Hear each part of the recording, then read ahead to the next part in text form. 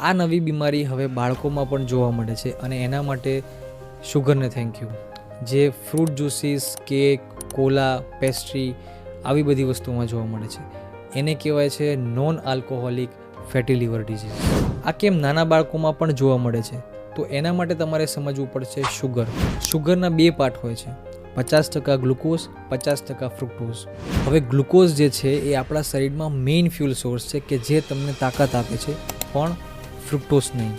Fructose convert થાય છે ફેટમાં, જે આપણા શરીરમાં એનર્જી સ્ટોર કરે છે. પણ ફ્રુક્ટોઝનું મેટાબોલિઝમ એકાએક પ્રોબ્લેમેટિક પ્રોસેસ છે. આપણું પેટ ફ્રુક્ટોઝને કન્વર્ટ ના કરી શકતું હોવાથી એ બધો લોડ લીવર પર પડે છે અને એ ફ્રુક્ટોઝ લીવર ફેટમાં કન્વર્ટ થાય છે, જેના કારણે આપણાને ફેટી લીવર જોવા મળે છે. જો આ વસ્તુ નાના છોકરાઓમાં તમે અવગણશો તો લીવરની લાસ્ટ સ્ટેજની બીમારી જે લીવર સિરોસિસ કહેવામાં આવે છે એ થઈ શકે છે અને લીવર ટ્રાન્સપ્લાન્ટની નોબત પણ આવી શકે છે. એટલા જ માટે આજથી ધ્યાનમાં રાખો અને આ રીલ બીજા સુધી પહોંચાડો.